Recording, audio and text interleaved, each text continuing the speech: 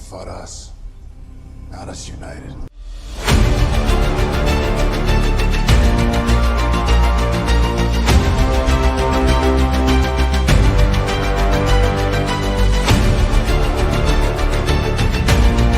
Someone died. Oh!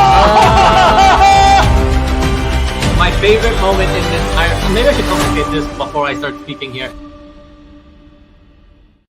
Welcome to Comics League Movie Night. Today, we are talking about Justice League War. Let me just get these banners up.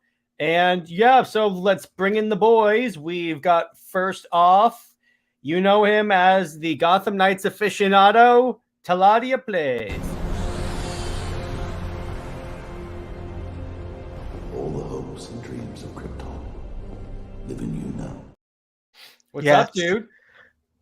I'm doing good after the last stream. What can I say? Exactly.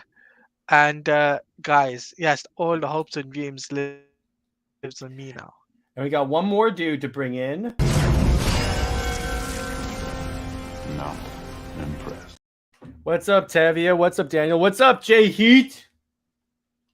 Hello there. General Kenobi. Yes. Kenobi! Hey, what's up, PJ? Kenobi, yeah, exactly. So we're talking about Justice League War, aka the introduction and beginning of the DCAMU. So what's interesting about this movie is that it's actually a very, very, very close adaptation of Jeff Johns and Jim Lee's Justice League origin that started the new 52. So I guess it's fitting that this was like the first movie to take place in this continuity. A reboot within a reboot. Yeah. Technically, Flashpoint was the ending. Yeah, but I mean the first movie in this continuity. Because Flashpoint ended at that. I'm not sure if that really counts. Semantics. The point is, it's the... Yeah, okay. So, well, my point is, it's our first actual DCAMU movie. I still count Flashpoint as, like, the transition period. But I very much enjoyed this movie, like, a lot. Particularly as someone that has read that book many, many times. What about you, JJheat? And what's up, Lawrence? It's a very good book. It's pretty... Even if you compare the movie, it's very good, page by page, panel by panel. Maybe a few meat differences here and there, which we will get into, but that was mostly done for sequel bait. So, well, yeah, the fact that Shazam is on the Justice League in this one instead of Aquaman, which I'm like, I get what you were trying to do. You wanted to do Throne of Atlantis next, but you could have just done, it the way it did in the comics. But besides that, I felt it was pretty cool. What about you, Teladia? I thought that the first Justice League film was very good. Mm-hmm. Right? It had some flaws, and I felt though that it felt weird because in the movie it had Shazam instead of Aquaman. Yeah. It was odd, but I like what they did with Aquaman, with Shazam. I'll give you that. He was pretty cool in this one. But it felt weird though because Shazam wasn't part of the Justice League. If you know, was later. But he wasn't dead at the beginning of the New 52. Yeah, that's true. Yeah, that took a while. So we're going to go through, like, this is one of those movies that we are going to basically go through what happens in the movie because it's just too much fun not to do that. That's just the New 52, Tavia. And there are a group of people meeting for the first time. Of course they're going to act like jerks to each other. What are you talking about? But, so the movie starts off and, like, we're seeing, like, this is a world that doesn't trust superheroes yet, and that Batman's being hunted, Green Lantern's being hunted. And I love Green Lantern's first line, "Batman, you're real?" I love the Green Lantern Batman interaction. Like we have this. Can you fly? In a plane. Wait, you're not just some guy in a bat costume, are you?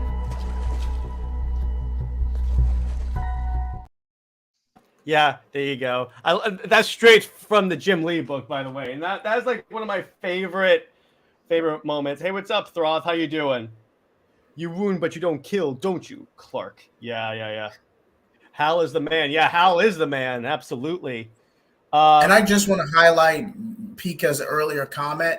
They really missed an opportunity by making Flash more self-aware between the two timelines. I know you technically had already done that with Flashpoint, but I think for consistency purposes, it would have been a nice touch. Especially given the it fact would have that, been. I'm sorry, go ahead. Oh, yeah. Okay. It just would have been a very nice touch. And how you could have actually explored this universe through Barry's perspective, adjusting the new timeline, interacting with these new heroes. You really could have made this continuity a larger character focus for Barry. But we all know what they do in the next film, but we're going to talk about that next time. Yeah. Yeah. We don't know what they do in the last film. But anyway, welcome to Batman. Oh, yeah, of course. I have all the Justice League people watching my streams, by the way. So, going further, we get like they're chasing a parademon, and the parademon does the whole for dark side thing, and they decide that okay, so this thing is alien, so it must be Kryptonian. So they go to Metropolis and find Superman. At the same time, we have the Victor Stone football parts where we see Cyborg, pre-Cyborg, doing his football thing. His dad thinks football is inferior to science. It's basically the plot of the Snyder Cut, but obviously Shazam is not on the Justice League. But if you actually compare Justice League Origin to the Snyder Cut, it's pretty similar. Very similar because I mean, it's similar. It's similar in some ways, but not everything. Not everything, yeah. But what I very much like about this is actually how close it gets, because this is pretty much like one of the closest animated movies I think to the actual to the actual comics. In other words, because if you watch this movie, it very much follows Justice League Origin really, really closely. But I love where Wonder Woman has that moment where she's like, ice cream is the best thing ever, which, of course, was mirrored in the Patty Jenkins Wonder Woman book. I was able to tell everyone that's what that was for.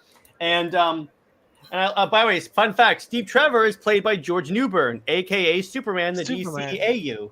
Yes.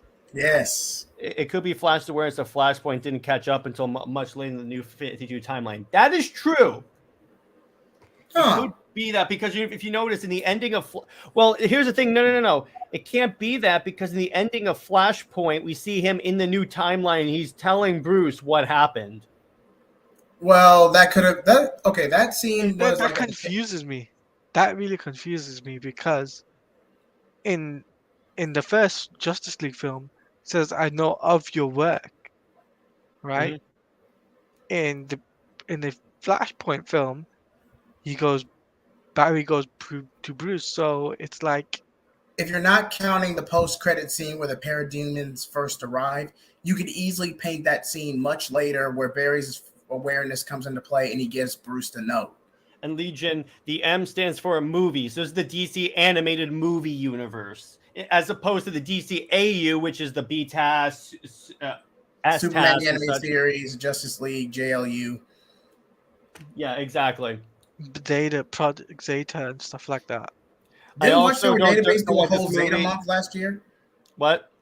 Didn't Watchtower Database do a whole month on Zeta Project recently? Yeah. And Tevia says, also, I don't like this movie because it made Captain Marvel a jerk. That's just Captain Marvel. He's always been like that. He's a kid. Right. He's not called Captain Marvel. No, I know, but Tevia likes calling him that. They let the copyright lapse and Marvel seized on it. Wait, yeah. That's they what let the copyright lapse and Marvel seized on it. So. Mm-hmm. Yeah. So then we get. So I love when they meet Superman. It's like straight from the book because they meet Superman. They get into a battle, and then Superman goes. So, what can you do? That's straight up from the book, like legitimately right there. Meaning that a scene where Barry wakes up in Flashpoint is set later. That could be true. And the Captain Marvel I knew and loved. Well, this was the new 52. Remember, okay, these are different versions of these characters. Let me break this down. Fawcett Comics Billy Batson was more of a Superman archetype. New 52 Billy Batson was more realistic to a 12-year-old kid. And I got news for you, Tevia. The New 52 Billy Batson was more popular based on sales. Also, because it was written by It was written by Jeff Johns. Okay. Okay, that's a separate debate, but okay. Okay, but my point is, so Legion says people who still call him Captain Marvel, me, have been around to know he wasn't always Batman like a kid. I don't like the kid mentality at all. He has the wisdom of Solomon. Doesn't make sense. That is true. Legion makes a good point there. That's what the S stands for. I always had candidate as that he only had the wisdom of Solomon. I thought S stands for hope. No. Fawcett Captain Marvel used to outsell Superman. Yeah. Thank you, Legion. Yeah. I know you were happy about this movie making Superman one. That wasn't until the next one, Throne of Atlantis. They hinted at it with this little baby. You're strong. I know. Okay. The time when they do that scene is different because in this one she literally just shows up. Oh, and by the way, Teladia, this one's for you. I have to put that in there because Teladia's having an aneurysm.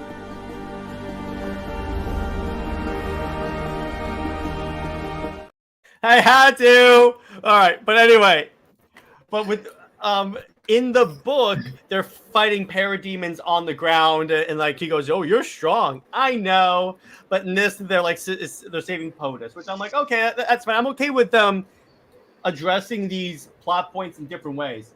But yeah, I know it's a big thing. It's a big thing on the channel. Hey, what's up, Gray? How you doing? Too bad they never broke up on screen. That would have been a good moment. Yeah, I know, right? That is total. We're gonna talk about that when we get to Death of Superman, but that was total BS. All right, yeah. What's up, Gray? And then Daniel says the one of the things I love most about this movie. Yes, thank you. Daniel's my boy. What's up, dude? Oh, by the way, I have another one. By the way, I have this. My God. Yeah, she likes them Kryptonians.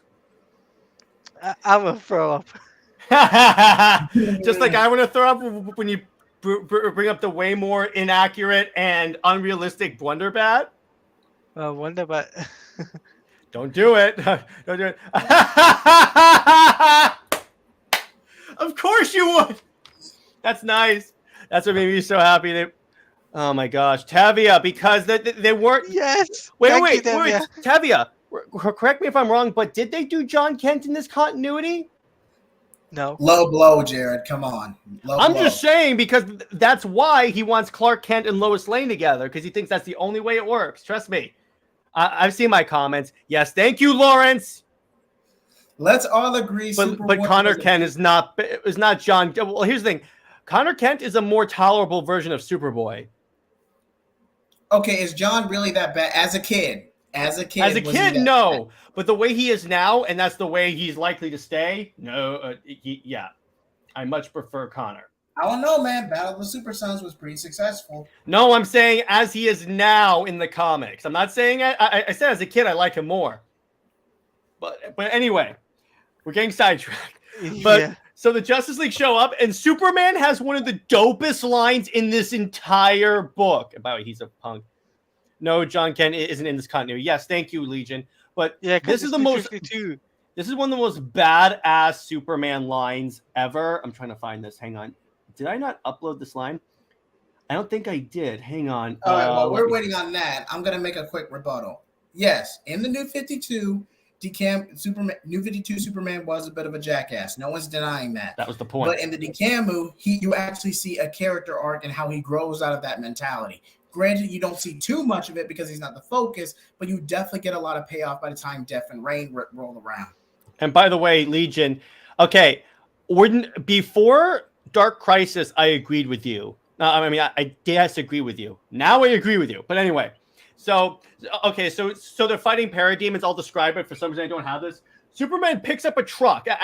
Actually, it starts off with like Batman going to Lantern. Focus, your constructs are failing. Then Batman goes, worry about yourself. You're the one without powers. And then he goes, and worry about Superman. And Superman picks up a truck and goes, that's right, smile for me. And he just bats a bunch of parademons. That's why I love this Superman, because he's such a badass. Yes, exactly. Dark Crisis issue 6 sold me on John Kent.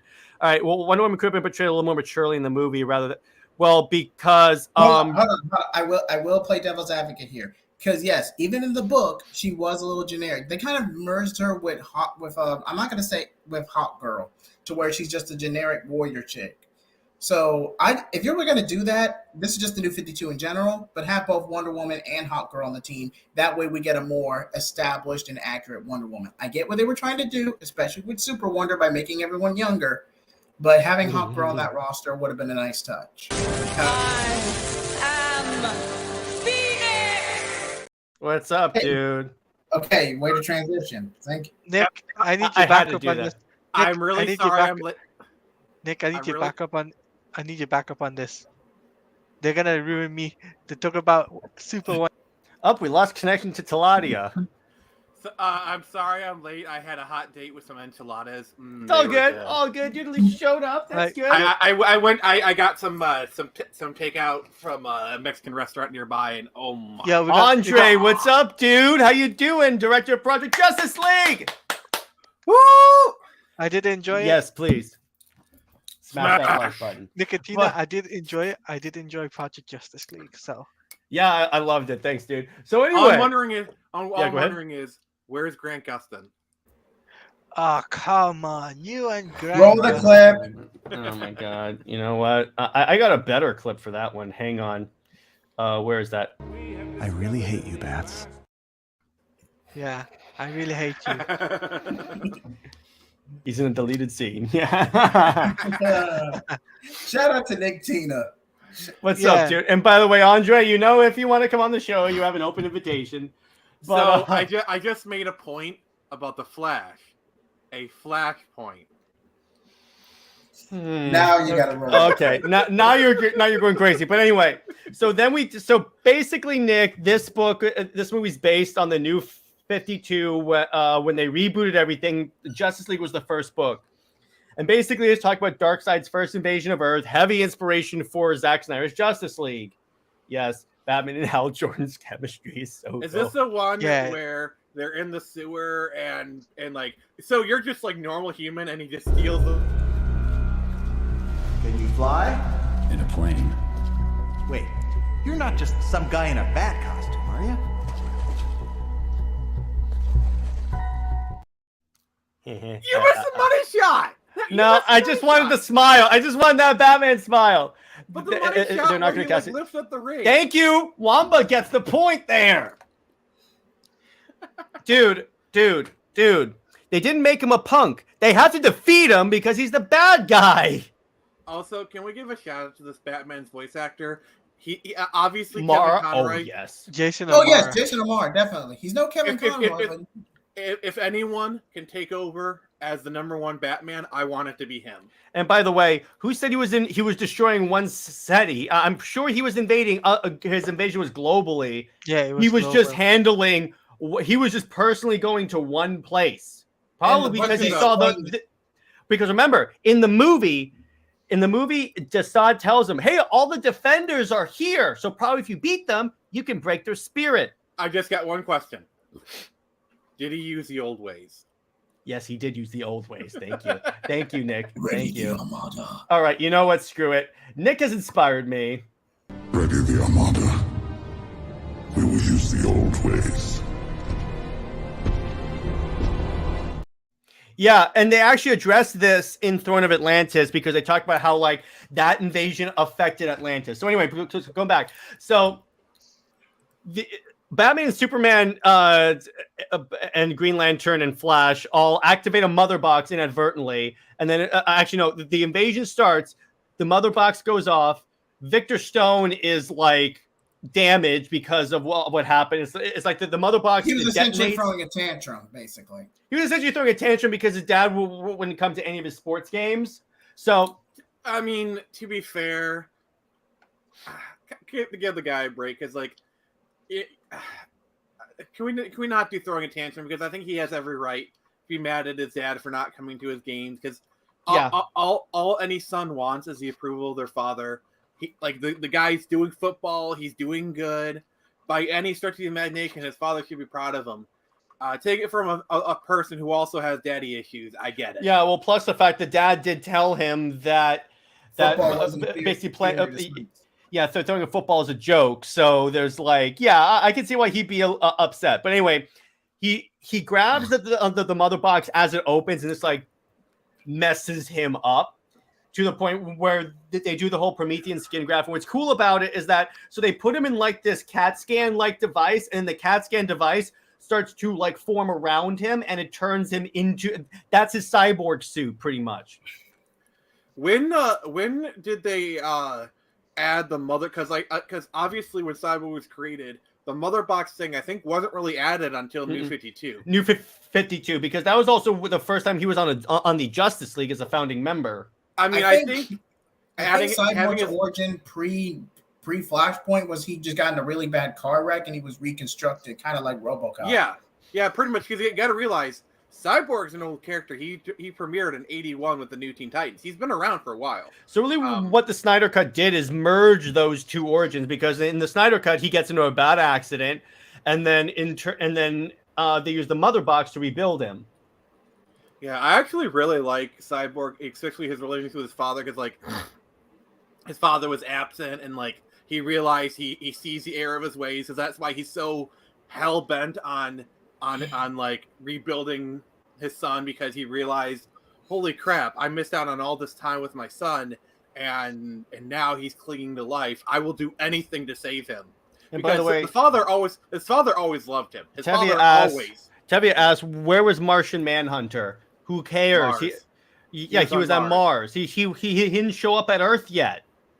And speaking of truth hurting, do not read the New 52 Truth storyline by Grant Morrison. Do not, or any of the Truth stuff, because even the Superman Wonder Woman one sucked because it wasn't Charles Soule, it was Pierre J. Tomasi that was trying to sabotage it. This is a tangent, but speaking of Martian Manhunter, I really love the way New Frontier handled Martian Manhunter. I really, really like that. And by the way, JJheat. So I just read through Dark Knights of Steel #9. Oh, that's great. Dude, that reveal. Okay, you want to do it? So, Nick, remember when I told you last night that Superman was like attacked Bruce Wayne and injured him? Mm-hmm. Do you know why that happened? That wasn't Superman. That was white Martians. I thought that was the Imperium. No, the Imperiums are not those aliens. But yeah, they're doing a white Martian thing. That explains these characters acting not like themselves. I'm reading this and I'm like, oh, my hat goes off to you, Tom Taylor, because that's excellent. Question for you: Who would, if you put, let's say you put these two races on a blank world and told to fight, Skrulls versus Martians? Who would Martians? Martians. Because all the Skrulls can do is shapeshift. The Martians can also have like massive telepath powers and the intangibility as well. They're basically a race of visions. Yeah. So the Manhunter was right. Manhunter was part of both Stormwatch and JLA. So for those of you that don't know, after the Superman Wonder Woman relationship came out, everyone was super scared because they're like, oh my gosh, their kids could grow up to become dictators. So injustice. Yeah, exactly. So what Amanda Waller and Steve Trevor do is they form another Justice League member just for America, and in case the Justice League turns evil, they have a response team. And this was like Martian Manhunter was meant to take out Superman, which he could. I think Martian Manhunter could take out Superman. It'd be a close fight. It would be a close fight. Mm-hmm. Yeah, exactly. Martian Manhunter was Alfred. Yeah, that's so cool. Because the thing is, I think in some continuities, Superman has some guard against telepathy, but he never has full immunity to telepathy. Like, Professor X might be able to disable Superman. Oh, yeah. It's like Martian Manhunter comes close. What I'm saying is that Martian Manhunter is too powerful of a telepath. Though I will say, I think in a lot of the continuities, the one mind that Martian Manhunter can't read is Superman. So maybe the psychic, maybe there is some psychic immunity, again, at least as far as Martian Manhunter is concerned. they never really addressed how Superman handles psychic attacks. Yeah. Okay. And it was disbanded because the crime syndicate invaded. That was the Earth 3 storyline. Martian Manhunter does come into the DCAMU, but it's a later roster. But what's weird about it is that they just show up like they've always been here. It's really odd. But anyway, back to the DCAMU. So Darkseid actually invades. I know I'm skipping around, but mainly what this is that we're going to briefly go over the plot and then really in-depth discuss it. And okay, Tevia. Okay, so a lot of the new 52 didn't actually fail. I'm just going to tell you that right there. All right, so anyway. So, okay. Darkseid invades, and I love how Green Lantern's like, I got this. And then he just goes and, like, basically tries to punch Darkseid, and then Darkseid doesn't even flinch and then breaks Green Lantern's arm. And I love... yeah, go ahead. Go ahead. Oh, fun fact. There's actually an in-story reason why Darkseid is personally defending Earth. Because he sent Steppenwolf to attack Earth 2. And if you read the New 52 Earth 2 comics, well... Yeah, so Nick, are you familiar with the Earth 2 line? Isn't that basically Justice Society?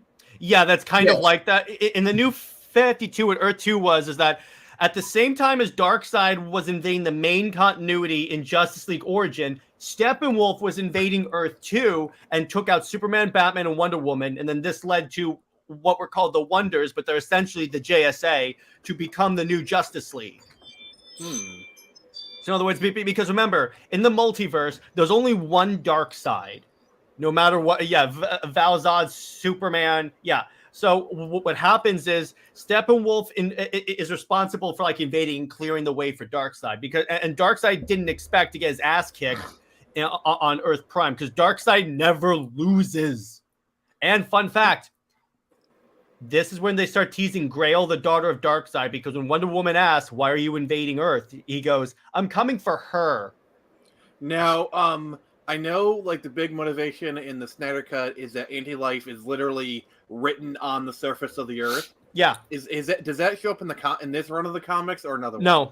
No, it's not, because in this one he's trying to find Grail, his daughter, who he had with an Amazon name, Marina Black or something like that, and that gets into actually Darkseid War. You gotta be I just gotta say this. You gotta be a really bad butt woman to make Darkseid hot in the loins. Like, you gotta be especially bad. I don't think he was hot in the loins. I think he was just like, I need an heir. But still, you got to be really strong to get the attention of Darkseid. Yeah, and by the way, this I could kind of believe the Anti-Monitor defeating Darkseid, kind of, and that was Darkseid War. The greatest story of the New 52. I mean, yeah, because Anti-Monitor is literally a tier above Darkseid. You know? Yeah, because he's wiping out entire worlds, dude. But anyway, it's like the Galactus and the Beyonder. You know, it's like it's like Galactus. I wouldn't say Anti-Monitor is not quite one above all, but like he's like close. I'd say. Wait, Wanda makes a good point. Who is Grail's mom? Marina Black. She's an Amazon. Oh, I thought it was Cersei. No, it wasn't Cersei. It was an actual Amazon. Okay. Which I don't think he actually got into a bed with her. I think somehow he uses energy to create the baby.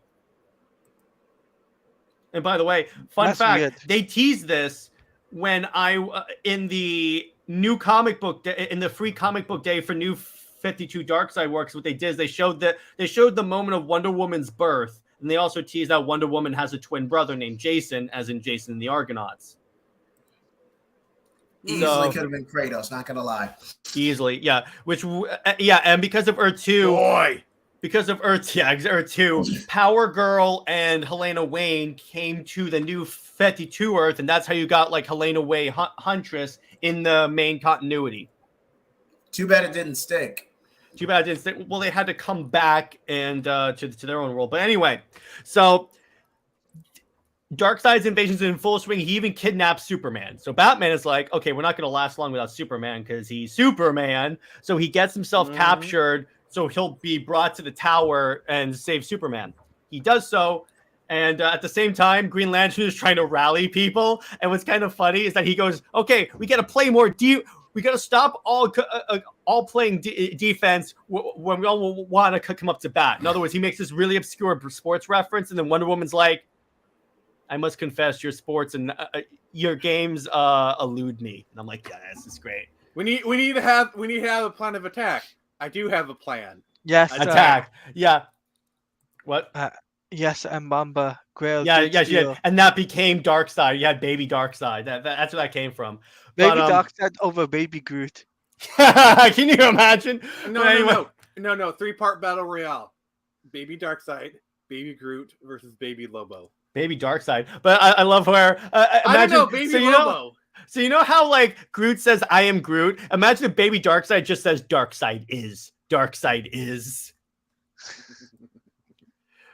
Which free comic book they also set the super? Yeah, I know, and that was super stupid. But anyway. Oh, I like that. I like that. I like what you did there. Yeah. Yeah, exactly.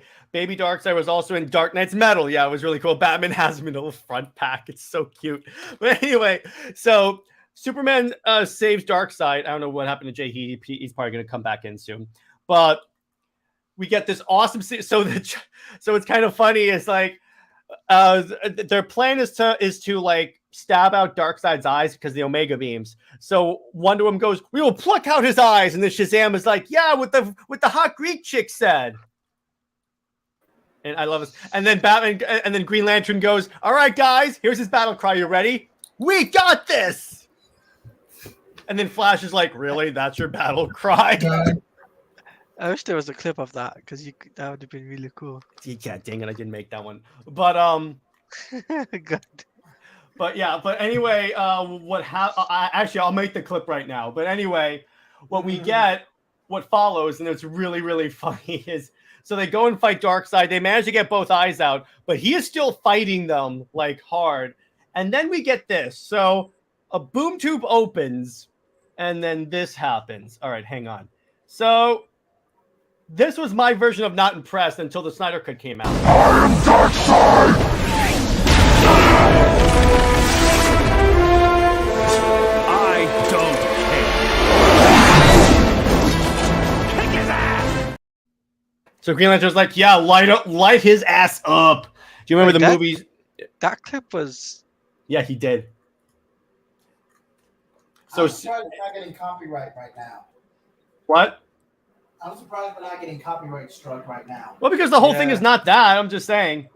But well, probably because he's using like shorter clips. If he was using longer clips, trust me, this stream would have got taken down by now.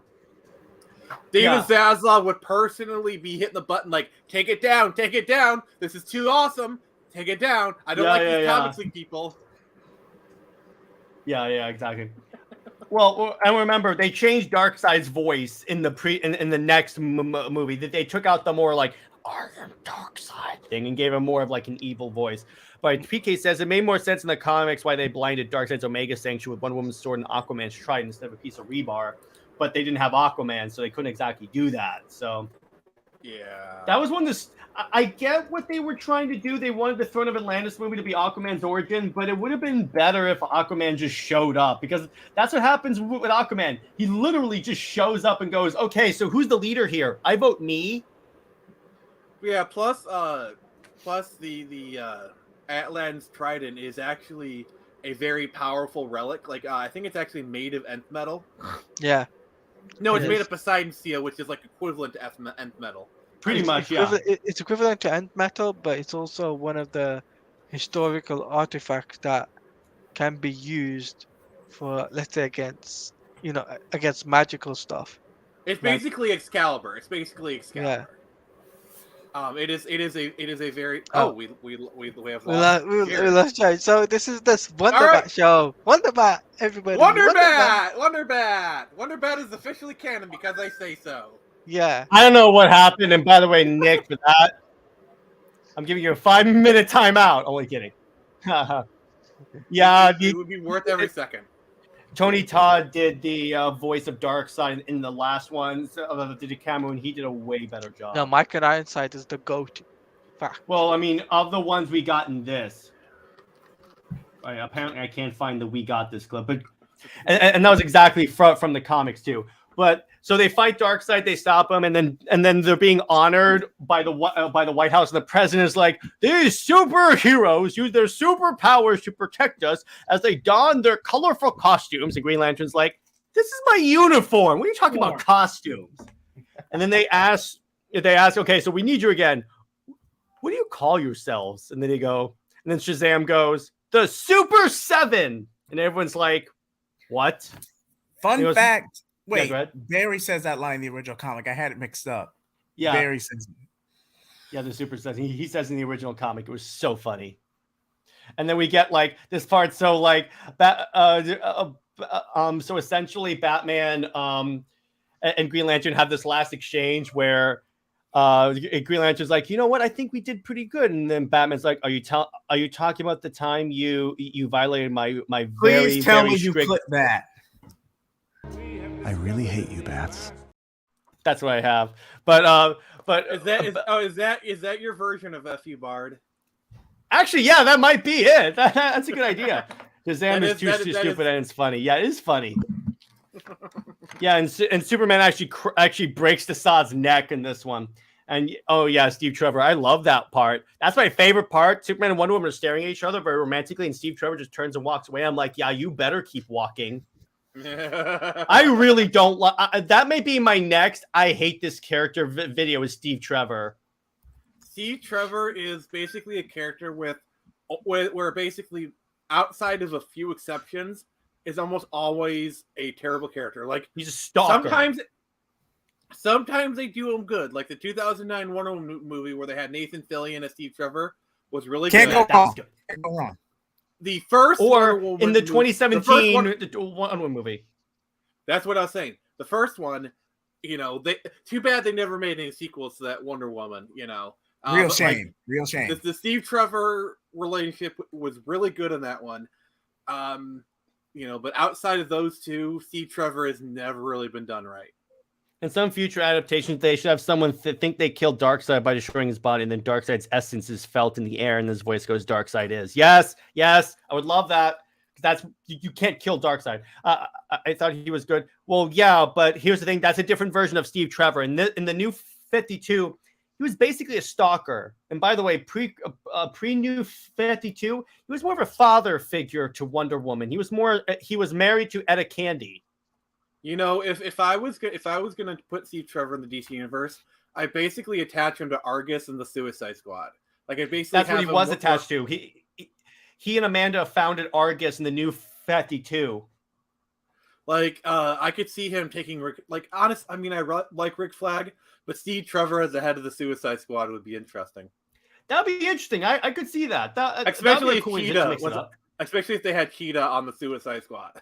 Yeah, that would be awkward. Or like somehow they got Cersei on the Suicide Squad. Well, this is awkward. No, they couldn't. Cersei's too powerful. Yeah, I know. That's why I said somehow. But I was like, yeah, that ain't happening anytime soon.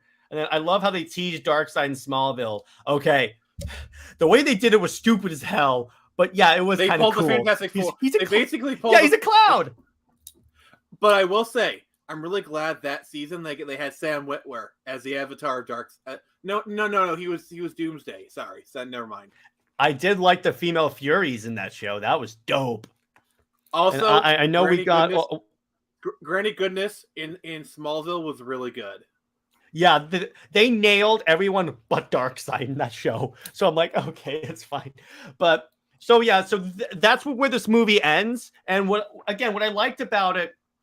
It's very much like really, really, really, really close to the comic book for Justice League Origin. And remember, this was like an attempt because what the New 52 Justice League book is because it was to give the other writers a sort of guideline, a through line to say, here's what we're doing with the New 52. That's where they put their biggest writer and their biggest artist on one book and basically wanted to use it as the shining city on a hill thing. And I think Jim Lee also drew the villain's journey. So obviously, that one's good. And that's the one that has Justice League 12 or Superman and Wonder Woman first kiss. So there's also a post-credit scene. Oh, there is? There's a post-credit Justice Oh yeah, that one it teases Throne of Atlantis because you have Orm riding on a wave toward Metropolis, so that teases Throne of Atlantis. And we're going to talk about Throne of Atlantis in 2 weeks. Next week, it's a Nick pick, so he's going to get to pick our super. But first, let's discuss. So Nick, what did you think of the story as we described it, or do you have any other questions about it? Because I love answering your questions. You have some really good ones. I think it's pretty interesting. I do like how it's, like you said, it kind of sets the chessboard. It puts the pieces where they want to go. It's a good kind of starting point. Honestly, I feel like the New 52 had a lot of potential. I don't think anyone would really disagree with that part. No, it fell apart really quickly, and also it was a good castle made on really shaky foundation. Actually, let's talk about that. Since we're talking about the movie that's based on the beginning of the New 52, let's do this. We're going to transition to this top. Actually, first, let me get the opinions of the other two, and then we'll get to other topics. So, Teladia, what did you think of this movie? I thought it was a really good film, except for some of the. Oh, okay.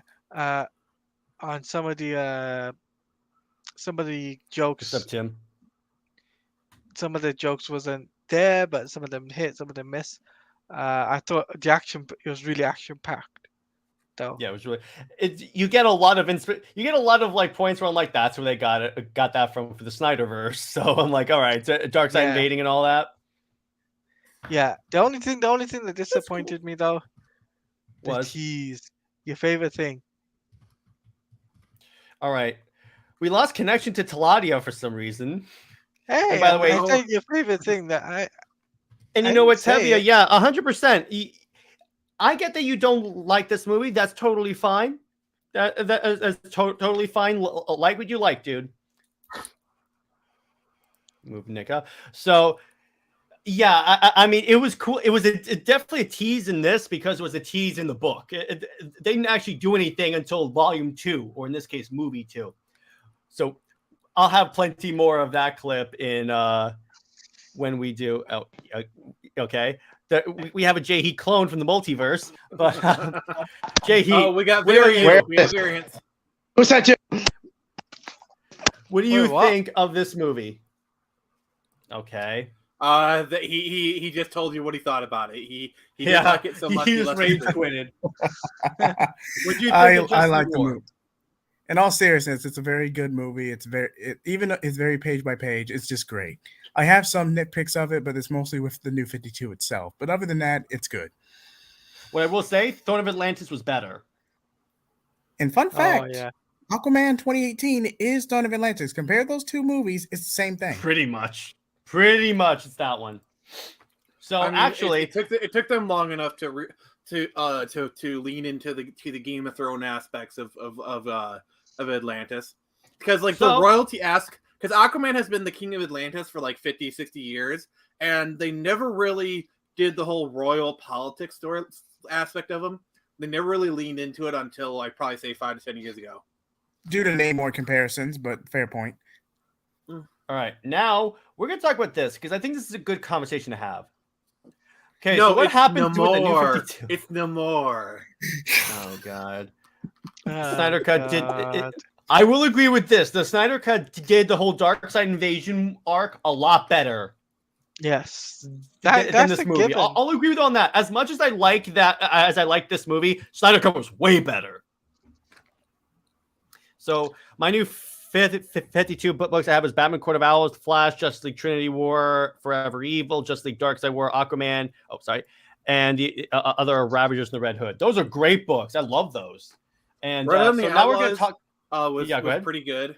I basically collected the first 12 issues of Red Hood and Nightwing. Nightwing was basically kind of like the same storylines. I wasn't really a fan of the new Nightwing, but Red Hood and the Outlaws was really good. But yeah. What were you gonna say, Teladia? I was gonna say that until they made Dick Grayson a secret agent in the New 52. Secret Agent Man. He ain't So no anyway. 007 though. So Grayson. So what was the new? He's Secret Agent Grayson. Yeah, exactly. So now let's talk about new Agent Grayson. Secret Agent. So let's talk about the new 52 in general right now, because I think this is actually a really good. By the way, written by Tom King, and it's actually pretty decent. So the one time Tom King got a Bat Family character right, apparently. Yeah, exactly. So the new 52 was basically the idea that let's pretend. You want? So Lawrence sent me this. He said, "Jared, you should buy this shirt," and I just might. Hang on. Look at this shirt. Oh no. No. I can't see it. No. I just want might. to say. Lawrence, why you do me dirty? Thank you, Lawrence. Thank you, Lawrence. So anyway, how do I unshare this? All right. So anyway, new 52 is basically the idea. And the Tevia's, no! I'm like, too bad, dude. So anyway, new 52 was the idea of pretend we never published a comic book. We're starting from scratch, which is actually very interesting. Nick, why don't you tell them how Flashpoint changed? So Barry decided, oh, my mom, I need to go save my mother. What I mean is that how the intent of the story changed. Oh, okay. So Flashpoint was supposed to be its own storyline.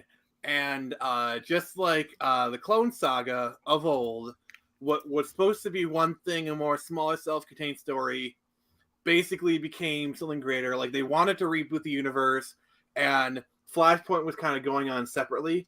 And then they realized, oh, wait, we have this thing with Flashpoint thing going on. That is perfect for what we want to do. Let's hijack it, blow it up out of proportion, and use that as an excuse to reboot the universe.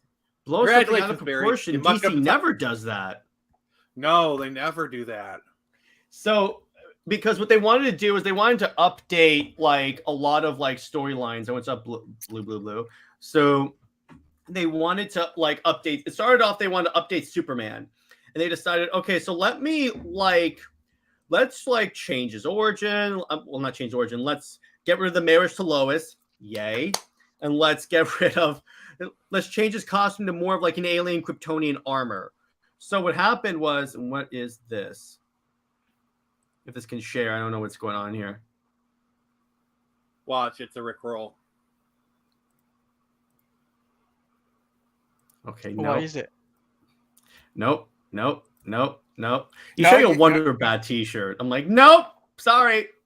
No. You get nothing. You lose. Yeah. Good day, DC Comics were not selling in 2011, so they decided, okay, so let's change it up. And then Tevye says, which also set up Pandora. So they actually had Pandora of Pandora's Box was a DC Comics character that they didn't do anything with because, okay, so the problem with the new 52, after they did it, was no one was communicating. Particularly, a good example of this is like Grant Morrison and George Perez. They were writing what? Well, yeah, but I'm using the Superman examples because for those of you that don't know, George Perez was writing Superman, and that was like the modern stories. Grant Morrison was writing Action Comics, which took place 5 years prior when Superman was first getting his bearings. So the problem was that Grant would do stuff that would impact George's work, but wouldn't tell him he was doing stuff. So you would have like continuity, and they started to get lots of continuity errors for like ever. And eventually it just got really, really, really convoluted. Yeah. Plus the fact. Why would you do that to George Perez? Like, why would you do that to George Perez? The guy's a freaking legend, even at that point, R.I.P. But anyway, they also did this really stupid thing where if it sold, it kept. Like Batman somehow had 5 Robins in 5 years, and somehow every Green Lantern story and event still happened, even though like Blackest Night. Yeah, but Blackest Night can't happen because no one ever talks about the Black Lanterns invading. Or like all the events of Batman, happen in like a 5-year timeline. Like they wanted their cake and eat it too, basically. Or he goes through 4 Robins in 5 years. I'm sorry, but like not even players on the dating scene go through girlfriends that fast. Yeah, because in order Technically for that three, to work, because Tim was Red Robin from the start which in is A stupid. Memory of Jason. Well, I Yeah, think so it's like Tim really, technically really was never. dumb. They basically revoked his R card. Mm-hmm. And that's because a lot of fandom was mad about how Damian snubbed Tim of the Robin moniker. So I guess it was more course correction off that. At least, actually, I think it made for a really good. Like, I keep coming back to the 2-year period after Battle for the Call and Flashpoint. I keep coming back to that because it's just a really good time period. At Batman least Reborn. I actually want to read that full run of Red Robin from that period, because like it was really good, because like Tim was in Europe trying to chase down Batman, and like he was with Ra's al Ghul, and at one point Ra's al Ghul refers to Tim as detective, which is a huge mark of respect. You know, I've actually read that book. It's really good. Mm-hmm. And like the whole like the fact that like Damian became Robin and Tim didn't even know about it, and nobody even told him. And I just thought that made actually for really good storytelling. I need to check out that time period more. But yeah, so they did stuff that just didn't make sense and didn't like align, which is sad, because the New 52 had some bangers of a story beyond Superman, Wonder Woman. Because when you think about it, this was Scott Snyder's like first actual time like being the full-time Batman writer, and his first arc, Court of Owls. I don't know what it is about people with the last name Snyder, but they just seem to get DC. They get DC. I know, isn't that funny? That's ironically one of my favorite Justice League run is Scott Snyder's Justice League. They should name the movie adaptation of that Scott Snyder's Justice League. Can you imagine? No, wouldn't it be hilarious in like 5 to 10 years we get a comic book adaptation of what Justice League 2 and 3 was like Zack Snyder, but it was written by Scott Snyder. I'd be fine with that. And I just want to debunk this. The reason we got Wallace West was for synergy with the Flash series. That was completely corporate. Editorial had nothing to do with that. Yeah. I hate. They did get reintroduced in Batman Eternal. They did get reintroduced. They reintroduced them both. They didn't get erased. What are you talking? I just read that book. Wait. So they healed Barbara's spine. Like, because remember, in New 52, she was actually Oracle. She did actually get shot. So like, it wasn't even a fact that she like. Honestly, I rather would have wished that they would have had that not even happen, because the fact that it happened and they reversed it just makes the decision even more stupid to bring her back as Batgirl. Oh, it's even worse, Nick. They did it off panel. They didn't even show you her getting the implant put in. She's just walking around, and guess what? My back is healed. I'm like, well, that's dumb. They basically did the same plot line in Arrow, because like Felicity literally got like shot in the back, and she got a chip put in her spine to make her walk. Felicity is literally Oracle in that continuity. So, I'm just gonna say they almost they lampshade it. Because what you're referring to, Jared, is where it's like, I was going to call you Oracle, but that name's taken. They literally lampshade the fact that Felicity is the Oracle. That just because you're self-aware about it doesn't make it clever. As if you didn't need any more evidence that Arrow was basically trying to be a Batman show. They literally are taking Batman stories and giving the Green Arrow. I mean, the fact that they use Batman villains, because in the comics, I don't think Ali had much contact with Ra's al Ghul. Only one or two times. He did. If you're actually counting Deathstroke being hired by Ra's al Ghul. And Deathstroke, I'm sure he had some encounter with Deathstroke, but Deathstroke is more of a Teen Titans overall DC villain. Like, he's overall DC, but like, by the way, he's got a rivalry with Dick Grayson. They brought her and Diggle in the Green Arrow thing to have synergy. They were previously never DC characters whatsoever. That's what I'm gonna. And I'll play devil's advocate. Wallace is not that bad of a character. He's redundant. Don't get me wrong, but he's not that bad of a character. If you put all the melodrama and teen angst aside, he's not that bad. Can I just say this? I really don't. I really don't like the Amanda Waller in the Arrowverse. I'm actually really glad they got rid of her and replaced it with Diggle's wife, because that I'm sorry, but like Amanda Waller is one of those characters where she's got to be a big bone. I hated her as I'm Amanda sorry. Waller. I like Viola Davis as Waller. Yeah, that's spot on. But I'm sorry, but like I'm just gonna be blunt. Amanda Waller has to be fat. She has to be a character who is literally larger than life. She's called the Wall. I'm sorry, but she's that one character where when you try and make her thin and pretty, it just diminishes the character. I just like Amanda Waller being like a big bone lady.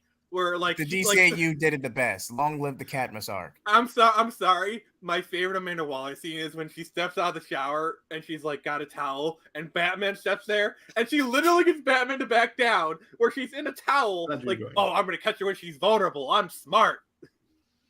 And by the way, yes, Snyder and Patty did a lot with the Wonder Woman, or so they took elements of Azzarello, but obviously they didn't do the whole Amazon's board ships, rape men in order to get pregnant and have kids, and then if the kid's a man, they throw him on an isolated part of the island.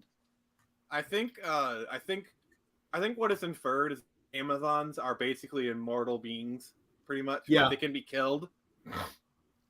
That's how they kind of smooth that over, like, because if you realize, even when Diane is a kid, she's the only kid on that island. Yeah, and, which is the problem when Greg Rucka tried to make her bi, because he was implying that she was sleeping around with like all the Amazons in the island, but those Amazons are the equivalent of her aunts and sisters.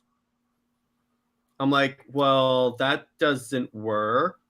But how does that work with the other Amazons? Because like, come on, there's got to be some clan licking going on in that island. Yeah, but it's also the ant part that's really sticking with me. That I'm like, yeah, that doesn't work. The other ones, yeah, but it's like, it just. I feel like it doesn't work.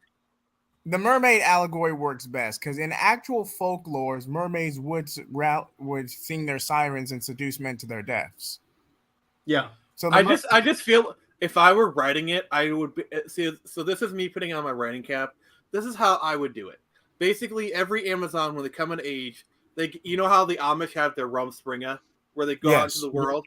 Basically, every Amazon goes out into the world for about a year. There's a post that, the aim is to get pregnant, basically find a man, get pregnant, experience the world, and if they want to, they can come back. That's how I would do it. That's how I would write it. Basically, every Amazon goes out in the world for a year, and then they can come back. Basically, I would basically make the Amazons more Amish. Basically, yeah. I don't think anyone would have a problem with that storyline. I would. The only good thing about Converge, I will say this. Well, first the off, only good thing Superman Doom was dope. Don't be knocking me some Superman turning into Doomsday and then fighting Brainiac. Convergence did have one good thing going for it. It had an opportunity to have both post-crisis Superman and Flashpoint and New 52 Superman coexist and interact, and they completely screwed it up. Oh, and Tevia, you shouldn't hate Convergence because that's the first appearance of John Kent. You were being awfully petty today, Jared. No, I'm just saying. All I'm saying is that for intellectual consistency. Someone woke up and chose violence today. Yeah, you should talk coming on here with that Wonder Bat propaganda. But yeah, let's see. Hey, you were throwing t-shirts out. It's not my fault. Wonder Bat is the superior ship and a commercial product. And we lost connection to Nick. But you're staying down there, by the way. I'm moving JJheat up here. Thank you. But you know what? The heat always rises. So yeah, what DC movies need to be made? I don't know what, but anyway, true Convergence game. My boy John Kent. Actually, no. Let's kind of wind that back. I think that's actually a good topic of discussion. What DC movies need to be made? Now let's talk about like characters that haven't had a movie. After we finish this topic, though. I actually think that's a really good topic for us to go on. Yeah, we'll talk about it in a second. But so basically, my problem. So the New 52 was ending. They did DC Rebirth. They admitted they made some mistakes on stuff, like Lobo when they had Pretty Boy Lobo. Oh God! Why did you bring that back into existence? Yeah, I know. Some things are left forgotten. New 52 Deathstroke, though, when he got the God Killer sword, that was dope. But yes, Yes. What that was so good. I love that. But anyway, and he fought Superman and Wonder Woman. I'm like, yes. Peace anyway, has been restored to the realm. Yeah. So anyway, my problem with Rebirth is that they could have had everyone be happy, but they decided to just crap on everyone, including the fans of the New 52, which was really stupid because, like JJheat said, they could have had both Supermen, and it would have actually been a really cool storyline to see them be a like mentor, and you could have seen maybe the pre-Superman be a little bit mentored by the new 52 Superman, because he could have been like reverse that. No, I'm saying that too, but it could have been they could have learned off of each other too, and that the new 52 Superman could have said, "Hey, listen, your world's gone. This I appreciate your help, but there's also another way we do things on my world, and that's fine." No. You should be saying, "This is my world." Thank you. I'm going to tell you that in this one, because let's be honest, New 52 Superman was a jackass. Hey, okay. Do y'all remember the Legion of Superheroes? Do y'all remember the Legion of Superhero cartoon? Yes, I do. Later in the season, with this futuristic Superboy who is essentially a Batman stand-in because of the Bat embargo. New 52 Superman has DCU. There were some good stories there. They had some interesting stories, but that was story over continuity. So Nick, what they essentially had was Superman on a Harley riding across the country, and then in the Action Comics book, or like the other way around, it was Superman being normal Superman. In other words, he lost his powers in one book, but he also had in the other one, you also had Batman being dad, and then you had Jim Gordon Batman. It was really stupid. And Are these all in the same universe? Yeah. New 52 Superman didn't really have a title. He was mostly on that god-awful Teen Titans book. And by the way, we love you, Retro. Hey, Retro, nice to see you again. Now let's go to my point is that there was lots of potential, but at least with the multiverse, they actually placed New 52 on its own Earth. So it's not like I'm reading decanonized stories anymore. So we're going to do this. Should be. So now we're going to transition to the topic our good friend Nick recommended. What movies do you think should be made? And this is DC movies, animated, live action. Which one would you want to see?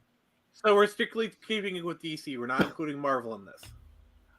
Should we do Marvel? Let's keep it to DC. Let's keep it DC. Keep it DC. Strictly yeah, DC. we'll keep it DC. So in terms of DC, what would you want to see? Nick, I'll start with you. Before we start this, I do want to give credit to Lawrence Fury for suggesting this topic. You know, I think he deserves the credit for that one. That was in the really bad Truth arc by Peter J. Tomasi when he intentionally tried to like undo and like sabotage the power couple. That's why. So even with all the success from Super Sons, you will never let that go, will you, Jared? No, I'm not. No, but what I'm saying is that their idea was to completely get rid of that and do this. They could have done both. That's my point. I'm saying they didn't have to crap on one and bring in the other.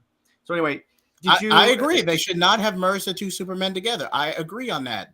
That's what I'm saying. Continue, Teladia. You were saying something? No, I didn't say anything. Oh yeah, but that's my point. Okay. All I'm saying is that they had Peter J. Tomasi come on the book at that point and completely tank the book. That was his express purpose, to tank it.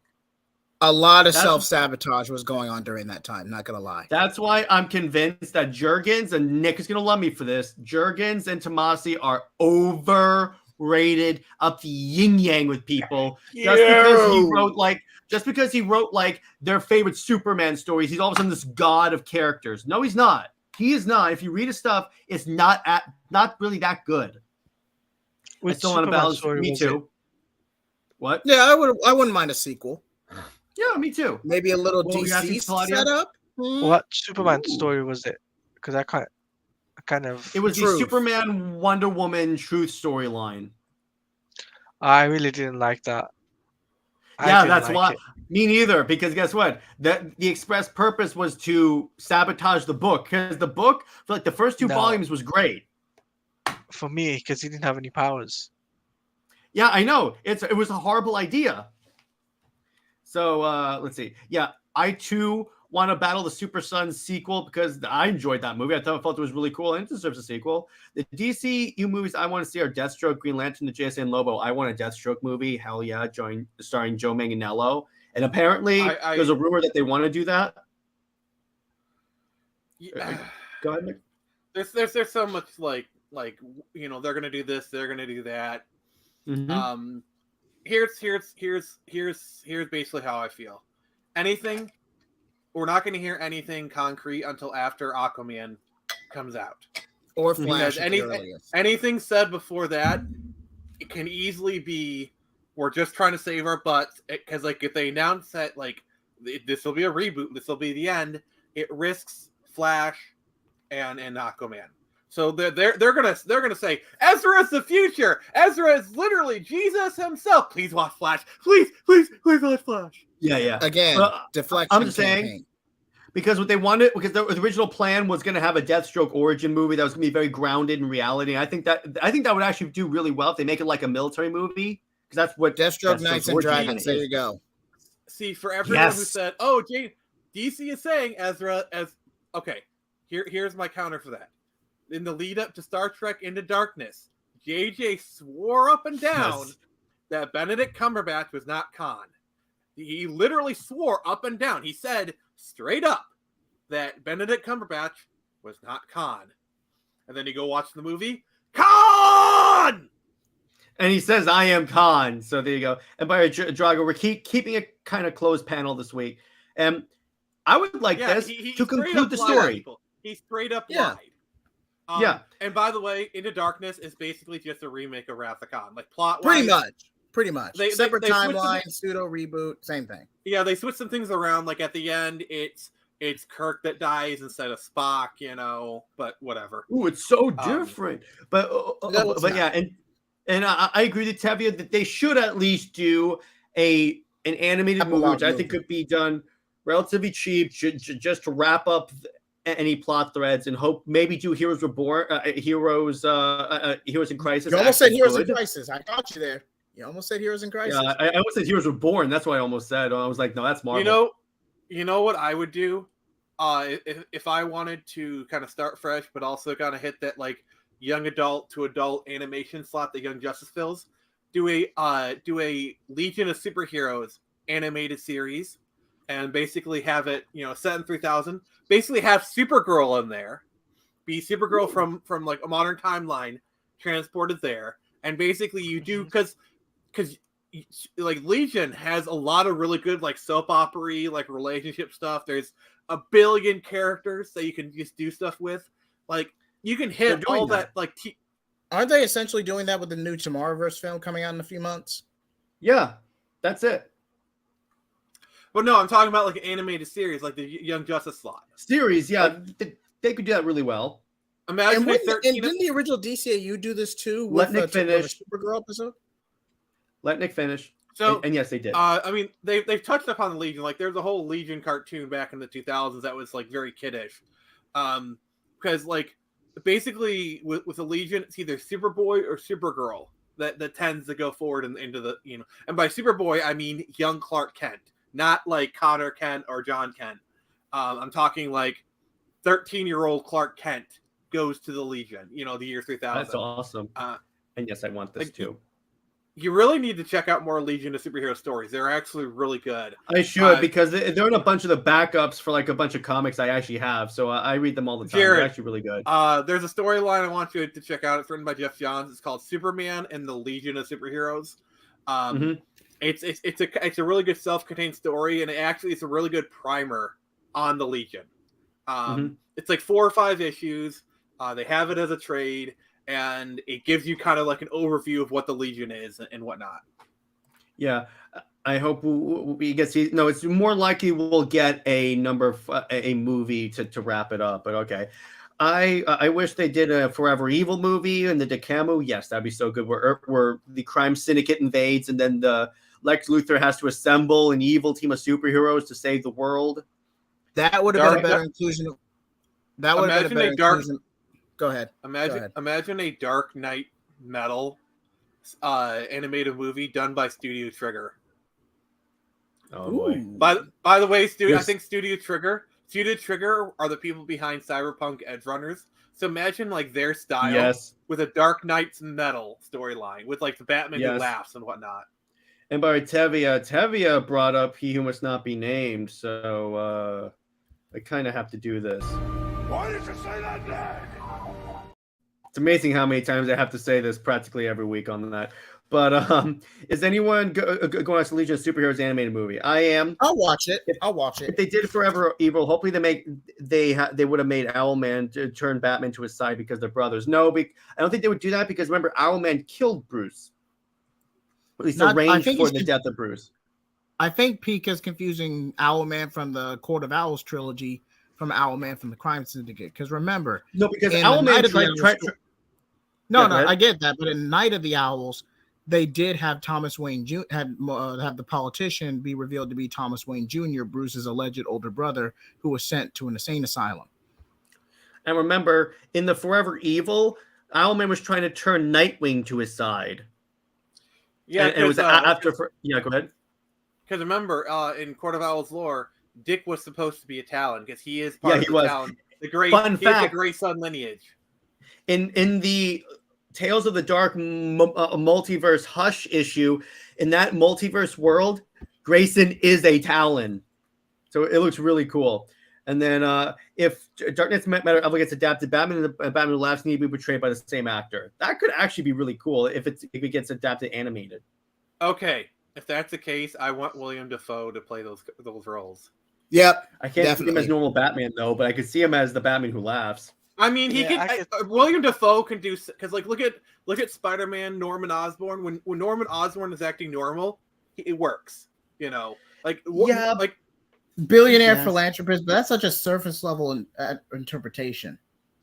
I get where you're coming from, but like come on, tell me you wouldn't love William Dafoe as a Batman Who Laughs. Wait, hold on.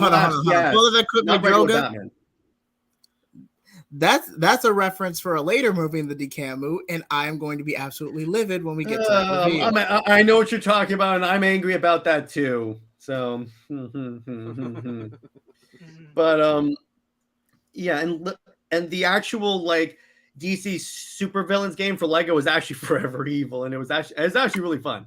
Taking the Batman Who Laughs is adapted in DC Universe Online with Kevin Conroy's Batman. Yeah, exactly. Oh, DC Universe Online is gonna have No, I know he was revealed to be that, but I'm just saying I don't think he would try and like recruit Batman. That's all I'm saying there. He might reflect on how he killed his brother in his universe, but I don't think he's going to try to recruit him. What's that one storyline where Batman is not Bruce Wayne, but he's like an actual vampire or something? Red Rain in it. Batman versus Dracula?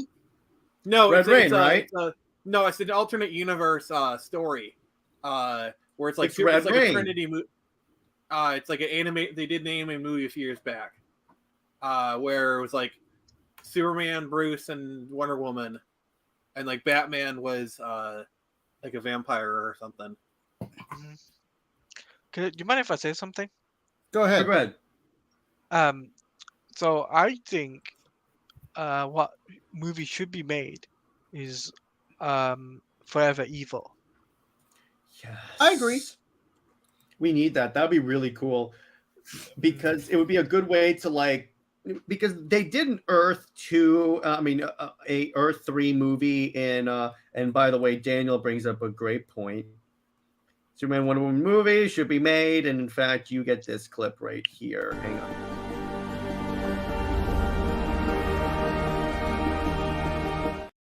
Thank you, Daniel. Fun fact, there are a lot of canceled projects that went public when they knew DCAMU was going to be wrapped up in Apocalypse War.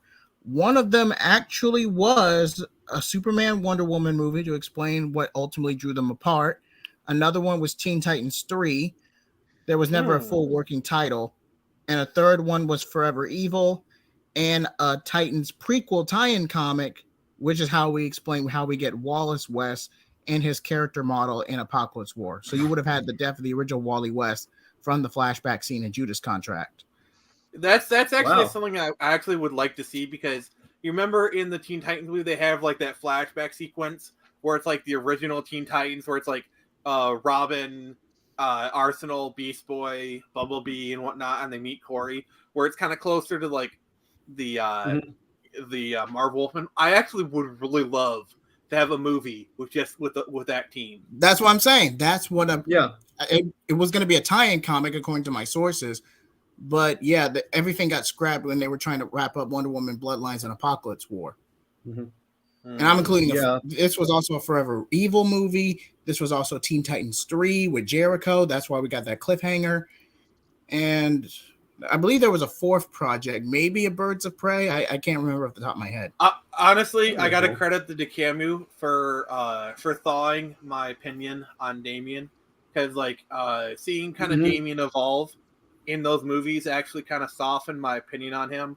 Like, you know, because I didn't like Damian from the start, but he did actually kind of mature, so I'll give him some credit.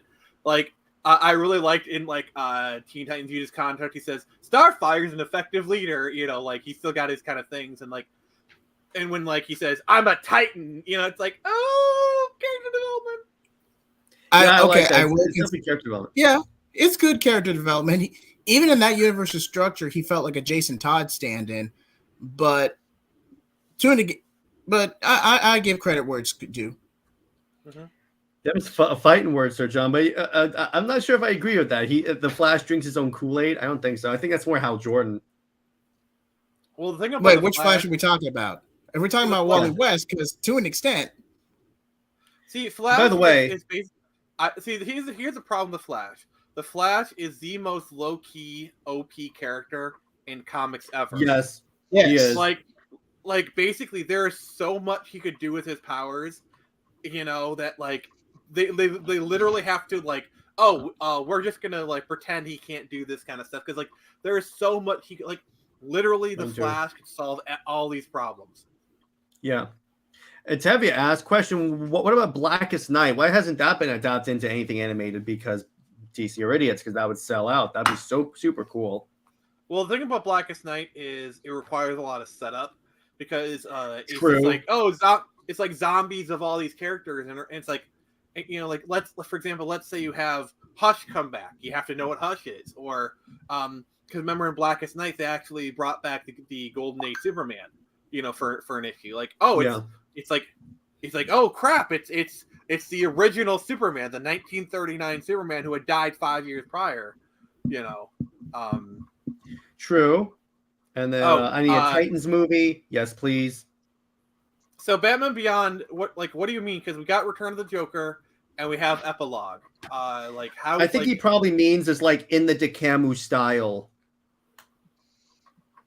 Ooh, I don't know. Green Lantern movie with the other cores, including the Star Sapphires. Yes. Batman Who Laughs. As long as Blake Lively is voicing Carol Ferris. Yes, and yes, I agree with PK on this. The Batman Who Laughs should be played by whoever plays the main Batman, to make it clear that the Batman Who Laughs is just Batman but Joker-fied. I agree with that.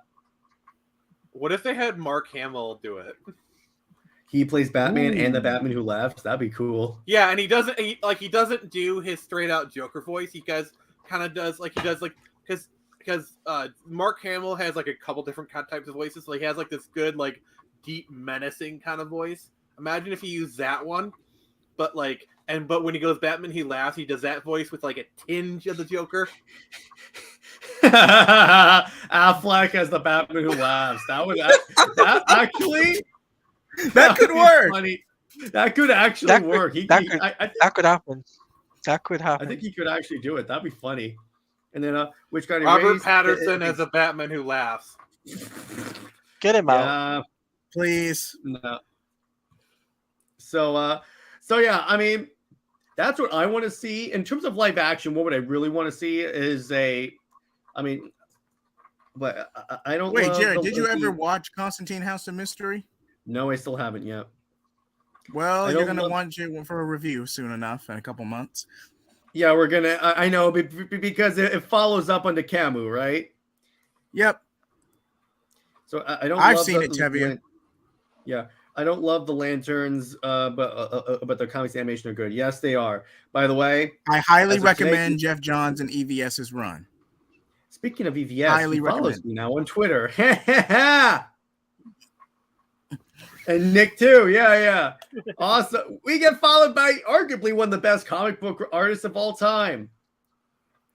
Which trying to get him on the show. So be on. Okay, Nick. I asked Teladia and Jarrett this earlier, but how would you feel if EVS was made editor-in-chief of DC? Because you know what he would do, Nick? You know what he would intentionally do?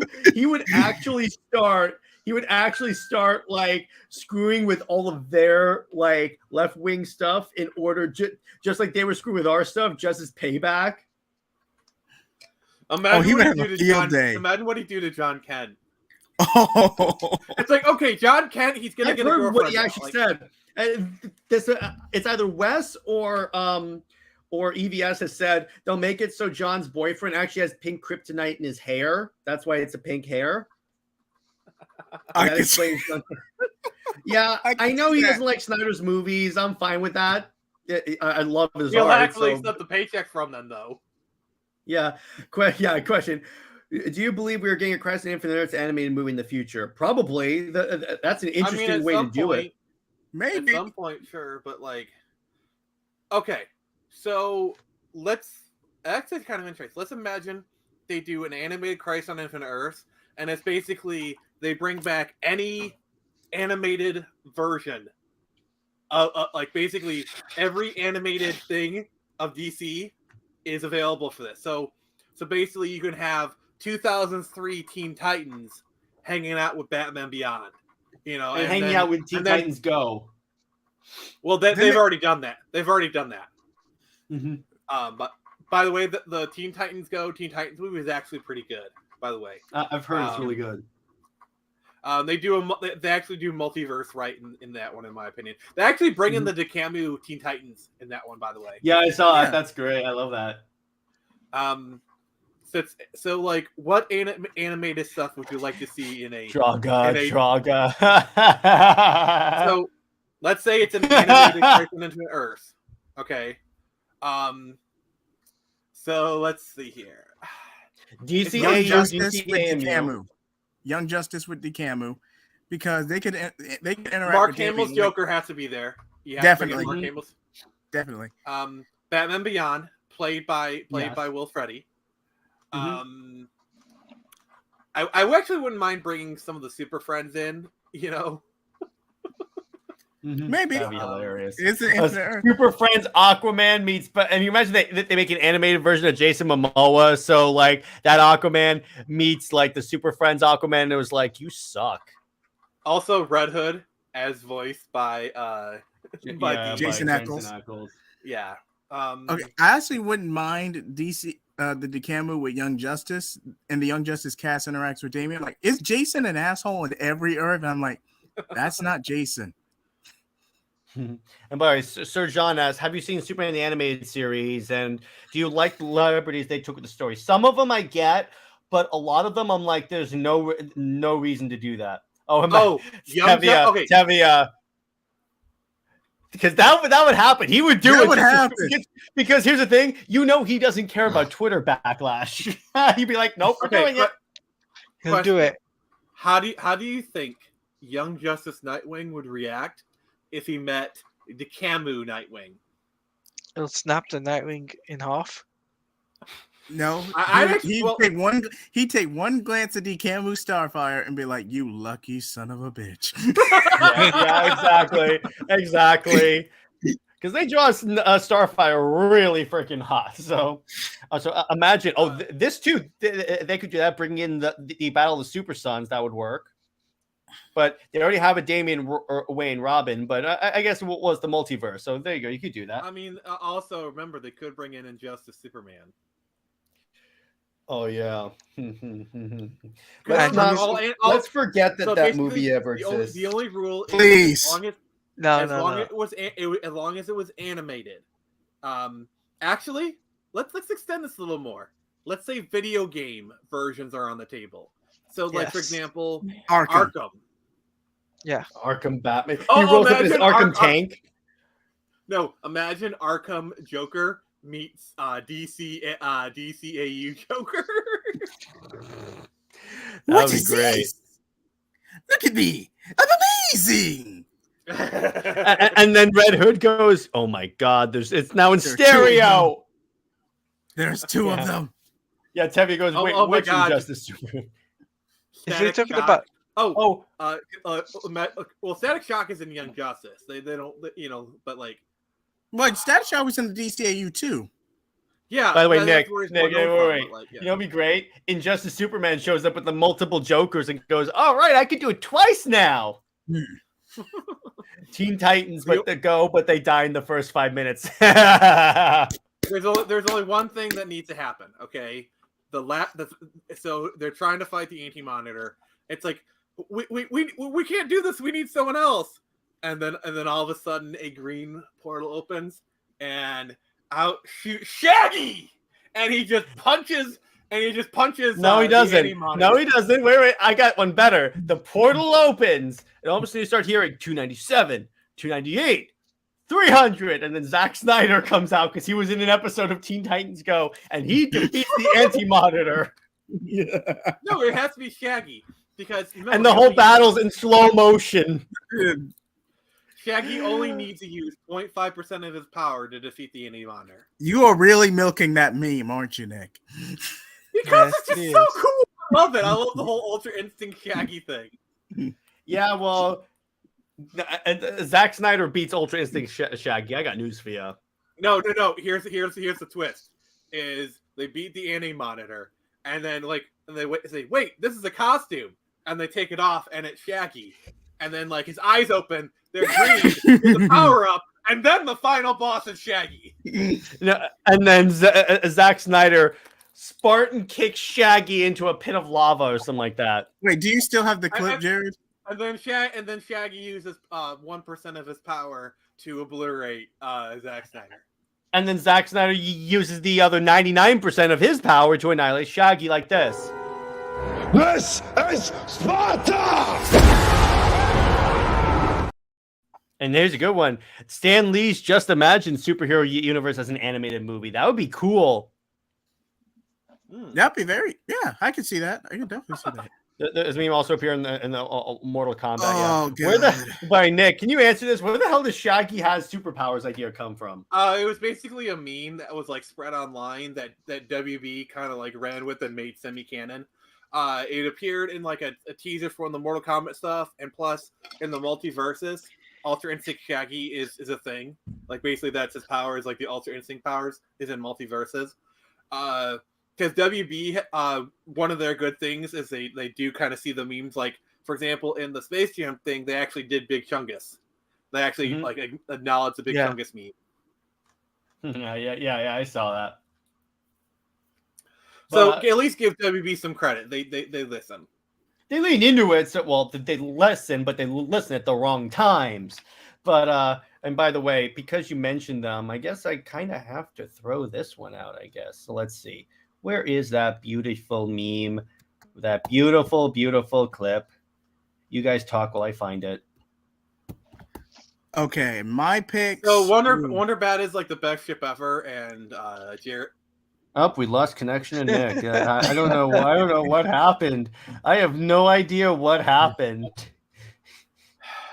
Wait, where is You're it? an immortal warrior princess. I'm a rich kid with issues. I can see a lot of issues. I need that as a clip for whenever you guys bring up Wonder Bat. I'll just bring up Kevin Conroy's Batman saying no. By the way, here it is. Yeah, second Warner Brothers. I can see the flames coming out of Nick's eyes when you kick him. Nick, stop joking around. Lawrence is on my side. Thank you, dude. You want me to stop joking now, do you? The actors are paid. If you insist, I, the Joker, could make Wonder Bat canon if I really wanted to. So you don't. So you're telling me you really don't want Wonder Bat to be canon? Are you telling me that? Honestly, Jared, you would do it. It'd be funny if it wasn't so pathetic. I'm using my what the bat heck? kick I'll button. laugh anyway. I use my bad thing. I need to save up for Power Sword, dude. You're no fun. You're no fun. You are no fun. So Sir John says, crazy story about the Scooby movies. The actors were paid less than the second movie, even though it made near $1 billion. They also fired the stunt director, and people are getting injured. Were getting injured filming it. Wow. Are they talking about? Wait, Scooby did James Gunn do the Scooby movies? Yes. He did. He wrote them. Which explains why those movies are so inexplicably horny. Oh, Moses, smell the roses. No, to be fair, we actively did get to see Shaggy smoke something on screen. I'm sorry. But come on, who hadn't thought that as a kid? Sorry, but the jokes where it's like the girl's name is Mary Jane. It's like, that's my favorite name! It's like they were like, it's like it was so on the nose. It's like it was like, oh my god, you just sliced off the nose. You're so on the nose. There you go. Power Rangers versus Justice League animated movie. That won't happen. Power Rangers versus Godzilla was pretty good too. And by the way, speaking of Crest and Infinite Earths animated movies, imagine them bringing in the DC animated movies. Yeah, they could do that, except the problem is that now Kevin Conroy's dead and they can't use that Batman. Yeah, it's like and that's a lot of the Batman. It's like, for example, you can't have the Batman the animated series Batman in there. You can bring in Mark Hamill and he could be the Joker, sure. You can bring in Arlene Sorkin and she could be Harley Quinn, sure. But the problem is you can't. Here's the thing: you can't really touch the DCAU now without Batman. I mean, you can. You could have. Oh, by the way, Daniel brings up a really good point. Daniel brings up the greatest comment I think I'm going to highlight right here. One about is the top stupid ship I've ever seen. Batman has Catwoman, Talia, and Silver St. Cloud. Also, Wonder Woman and Batman. They have nothing in common. There you go. Thank you. Thank you, Daniel. You're my boy. Boo. Okay. I'm going to get serious for a moment. I use Wonder Bat to troll Jared. That is all. Yeah. I know you. I know, dude. That's why I just wanted to clarify for people. I do that to tease you. That's my troll. Just like how Grant Gustin is going to be Flash. If anything, Nick does Batcat, right? My Bat. I don't really care for shipping, but I can see the logic in certain relationships. The one I can't see is Damien Ray or what Damien X Raven or however they call it. I just don't see the logic. It works in the JJheat. Yeah. But JJheat, did you know there are shippers that ship John and Damien as their 10-year-old selves? Wait, what? What the? Okay, so I kid you not, these people exist. So as far y'all are messing with me. No way that's real. DC ship that I actually care about is Nightfire, is Dick Grayson and Starfire. That's like the only one that I actually really care about. And speaking of Nightfire, there's also Ivan and Nightstar. Okay, Nightfire, sure. So I'm more on the. Yeah, go ahead, Teladia, because we're gonna. So you know how you were saying that you can't touch Kevin Conroy at all. Yeah. That also affects the Arkham games too. You do realize that because that's why I think that they're gonna end the Arkhamverse with the Suicide Squad Kill the Justice League game. Okay, can you pull up Droga 52's comment? He just made it. Can we all disagree on that? Okay, fine. They tried it. It didn't work because Wonder Woman realized I could do better. Okay, so here's going off of that. If we're going by DCAU, where there was obviously some attraction between each other, they probably went on 1 or 2 dates and realized it wouldn't work. Batman realized it long ago, like long before. I could see Batman saying yes to a date just to get her off his back. He's like, fine. If we're gonna be all seriousness, this is how I actually feel. Go ahead. Batman obviously cares about Wonder Woman. Maybe he has some feelings for her, but he knows it would never work. Okay, like there's enough in the show to say that he actually does care about her, maybe in a romantic sense, but his brain knows it would never work. But here's the funny part. Can we at least yes, I agree with you. I agree with you because here's the thing. I guarantee you, most men on the Justice League have been in love with Wonder Woman at some point. She's freaking Wonder Woman. Because if you're going based off of the show, there is enough evidence that she like the Pick episode, the Thanagarn episode where she kissed him. He's like, "Don't be." There's been some flirting. There's obviously some attraction between the two, but Batman obviously knows it would not work. So the Morgan Le Fay episode. Yeah, which so is I think basically all just. if we're gonna be fair, I think we should at least acknowledge at least Batman cares about her, maybe has some feelings, but knows it will never work. I think that is the fair thing to say if we're gonna be generous. I agree.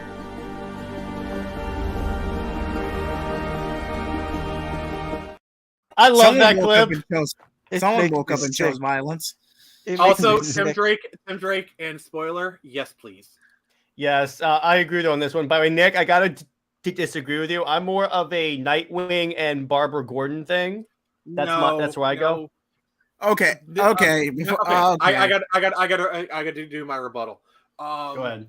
Nightwing and Barbara are like they're like the kind of people where it's like they have a lot in common. You'd think they work, but like it just really doesn't work. Like they're maybe too similar. I actually feel like for a relationship to work, they need to like complement each other and whatnot, balance each other out. And Starfire and Dick Grayson, they do balance each other out. You know, they're both still warriors, so like they still respect each other on that level, but like they're kind of a yin and yang. Barbara and Dick are too similar. That's a fair assessment. You know what? That's a fair argument. I've changed. I agree with you, Nick. You know, like because like I don't know, I just feel like because Dick Grayson obviously respects strength, so like so him and Barbara, it makes sense they'd be attracted to each other, but like every time they try and go out, it just never works out. Or Dick ends up cheating on her. Let's call it for what it is. Versus every time he's with Starfire, they actually work great. In fact, that they got married at one point in the comics. Yeah, you know, like they've like it's Starfire is, you know, Barbara is basically that one girl he dated in college. Well, no, let's not bring the family dynamics into this. That just makes it too complicated. Barbara is basically that one girl he dated in college that he has fond memories of the time. He's still friendly with, but like it's like you know that one girl where it's like there's always that attraction and you're like one moment away from like rekindling it, but every time it does, you're reminded why it doesn't work. Yeah, it's essentially Bruce and Talia, but fair point. Or Bruce and Diana. It's like there's always that attraction, but like it's like they can always, but they just doesn't work out because like their personalities don't mesh that well. Versus Nightwing and it's just Nightwing and Starfire work so well together. I agree with you, and you know what? You gave a solid argument. I have changed to Nightwing Starfire. You gave an actual good. You gave a legitimate argument, and I'll tell you. See, Twitter, is that so hard? I will say, the people who do ship like Barbara and Nightwing, I do respect them. Like I respect that ship. Like sure, thank you. Valid. They have their own reasons, but yeah, I get it. I've always vacillated between those two like relationships. Right now, I'm more leaning towards Starfire. But anyway, so I think that's a good place to leave it right now. Yeah. And but Tevye brings up a good point when they paired Tim Drake and Barbara in the Arkhamverse, which I think was kind of like. But even Nightwing if you take the Arkham there. comics into account, it felt more like a rebound. It was more like a rebound. So, on that note, so the plan is for next week is going to be a different movie than DCAMU. We're going to keep alternating. So in 2 weeks, we're going to cover Throne of Atlantis. But next week, it's we're going to have Nick pick the movie. And Nick, do you have any ideas on what you want us to watch? I got a couple. The one that kind of springs to mind is 2002 Spider-Man. We can watch the first Sam Raimi. I'm down for that. I kind of want to say like maybe the first X-Men, because like I feel like those movies really don't get enough love nowadays. Like I feel like people don't really give them their justice, because like those early X-Men movies are really good. Like people respect the Raimi films. Trying to think. I'm down if you want to watch X-Men. I don't know. I'm kind of feeling the Spider-Man because like X-Men's good, but like can't go wrong. Because we're going to do a series of X-Men. Basically, I would want to do the good X-Men films. And by that, I say X-Men 1, X2, Logan, Days of Future, First Class, Days of Future Past, and then Logan. I thought Wolverine was pretty good. The one where he's in Japan, that's basically the adaptation of Frank Miller. I thought that was pretty dope. The Wolverine is good. It does kind of suffer from like third act problems. And the other thing is the Wolverine, the story takes place after X-Men 3. You don't okay. Yeah, I just remembered that. Yeah. Okay, I mean, which is worse, Apocalypse like or X3? Apocalypse or X3? X3, X3 because I love Apocalypse. I meant Dark Phoenix. Excuse me. Oh, geez. I would have to say X3 still because I enjoyed most of Dark Phoenix. Films. So, Apocalypse and Dark Phoenix are aggressively meh. Like, they're so bland and just so, like, eh. I mean, like, the actors are cool. Like, the actress they got for Jean Grey, I think she's really wasted on that movie. I think McAvoy and Fassbender, I actually feel like is a better, like, dynamic. Is a better dynamic. Don't get me wrong. Like, Stewart and McKellen did a really good job. Like, basically, from that first scene, they sold the old friend dynamic. They like you never seen these characters before, but at the end of that scene, you believe that they've known each other forever. You know. And by the way, okay, so Tevia, I just want to add one thing. If you actually listen to Chris Claremont, because I asked him about this when I talked to him. Yeah, it was because that last part they were changing it because Captain Marvel was coming out at the same time. By the way, we are going to talk about the Blade movies, 100%. Well, the problem with the Dark Phoenix is they got the same person who wrote X-Men 3, Simon Kinberg, to write and direct Dark Phoenix. Why? I knew it. I freaking knew it. Also, Dark Phoenix was ruined. One of the things that really hampered it was so the director of X-Men 1 and 2 actually left to do Superman Returns. He said he would come back and do X-Men 3 because they were actually setting up like the Phoenix Saga in X-Men 2. Like if you go back and watch the movie, it ends definitely. Like that, I think like he did interviews at the time. He actually wanted Sigourney Weaver to play Emma Frost. That would have been. She would have been great as Emma Frost. As an older Emma Frost, as part of the Hellfire Club, and that would be like that would have worked great. Definitely. So they got Brett Ratner, who is a terrible director, and he really ruined the movie. Because instead of doing strictly a Dark Phoenix movie, they also ham-fisted in another plot, which was like the Mutant Cure, which is not a bad idea for a plot. It's just the problem is they're doing two movies at once. It's basically a Cure movie with guest starring Phoenix. I really feel like Famke Johnson really could have sold the Dark Phoenix right. She's a really good actress, but like they did, like he's basically in the final battle. She's standing around for most of it. Yeah, and I'm like, that's stupid. But anyway, so yeah, we have plenty of like non-DCAMU movies to talk about. Chances are we'll probably end up doing Spider-Man. I mean, it depends on what Nick wants to do because it's his pick. But yeah, because Spider-Man, it's like you got Spider-Man 1 because like Spider-Man 3, I have it like I actually defend that movie a little bit. So let's do Spider-Man. Basically, my series is Spider-Man 1, 2, and 3. That's fine. So the way it'll work is that each one of us will pick a group of movies. I picked DCAMU, Nick picked Spider-Man, and actually, Teladia, what group of movies do you want to watch for movie night? I was gonna say the DC, not Elseworld, not original movies. Original movies, yeah, from 1993 up to, from 2007 up to Flashpoint. We could do that. Yeah, the Golden Age. We can do that. JJheat, what series of movies do you want? What about you, JJheat? Well, if Nick's already claimed the Sam Raimi trilogy, I would go for the Fox verse with X-Men. Hey, I'm down. So how would you do this? Like, would you do all the X-Men movies, or would you do like the quote unquote good ones? I would start because you essentially have two timelines. You have the original 3, then you have Days of Future Past, and then new timeline with First Class, Apocalypse, and Dark Phoenix. So I would kind of like split them into two separate segments. So I would start with the good ones first, kind of like bleed into it, because we're gonna make comparisons, and to kind of like get people caught up. That way they know what to compare. and then like towards later in the year we go No, back. Tevye. No, No, Tevye. Tevye. No. No. I will No. say at least the first Fantastic Four movie is actually pretty decent. We're talking about the really bad one, Nick. Hold on. I know. I would rather watch Rise of the Silver Surfer with that CGI monstrosity they dared to call Galactus 7 times over before I even watch 2 minutes of Fan 4 Stick. Yeah, Also, we can watch those again.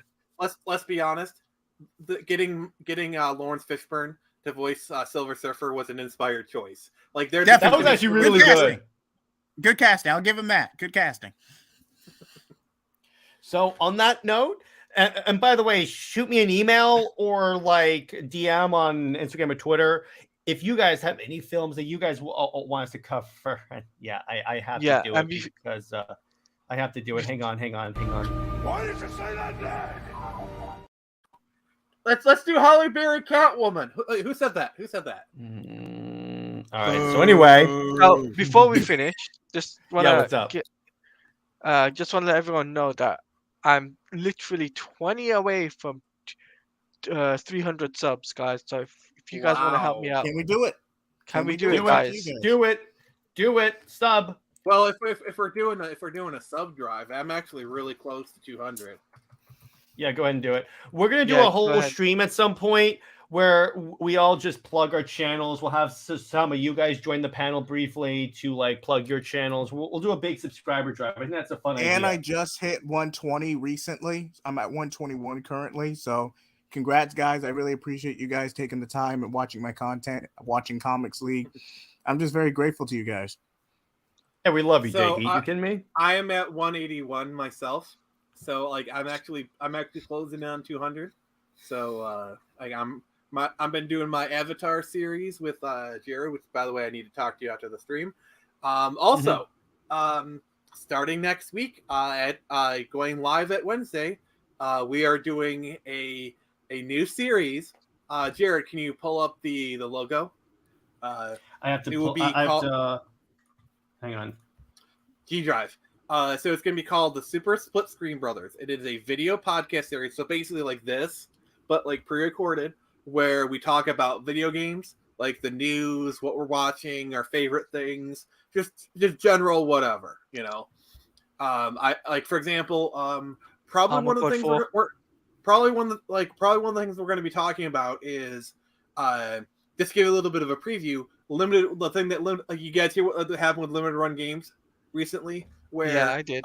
Where basically they fired one of their creators because they followed the wrong politics, and they had like, oh, we respect all opinions, but they don't, you know, that kind of thing. Sure you do. Yeah. So like we won't be going too much into like the politics and gaming. Like we'll kind of talk about it sometimes. It's not a heavily gaming politics focused podcast, but we're not going to shy away from it. It's just going to be like a general gaming podcast, not necessarily comic book gaming, but just general gaming because Nick and I are big gamers. We'll have any of the boys on too, and it'll be fun. Yeah, Nick's favorite game. Nick's favorite game. Jared are going to be the hosts, and basically we'll have guests on. So like Teladia, you're welcome to come on. JJheat, you're welcome to come on as guests. The first episode is just going to be me and Jared, maybe the second episode as well. But at some point, you guys are welcome to come on. Yeah, and by the way, Nick, you'll be talking about Armored Core 4. I'm guaranteeing you'll be talking about that. Oh, I'm sure both me and Jared will when it comes out. Trust me. Yeah, we'll be talking about Nick's favorite game, Gotham Knights, at some point. Trust me, we got it. But anyway, I'm not Teladia Plays. I'm not going to be milking. Shots fired, baby. All right. So anyway. Hey, that's your thing. I'm not a fan of Gotham Knights, but you are, and you covered it, so that's your thing. I respect that. I respect the hustle. Before we finish, though, guys, make sure you like the stream, guys. Make sure you like the stream. Get it up to 15 Smash likes. That like button. Smash it. Get it up to 15 likes, guys. Smashing. And if we reach that goal, we promise you the next stream that we do with all 4 of us will be great. It'll be magnificent. We promise you. Otherwise we're gonna half-ass it the next one. We're just gonna go, all right, I won't even wear pants that day. But anyway, stay at work, everyone. And stay at work. Excelsior. And we will see you in the next one. Bye-bye.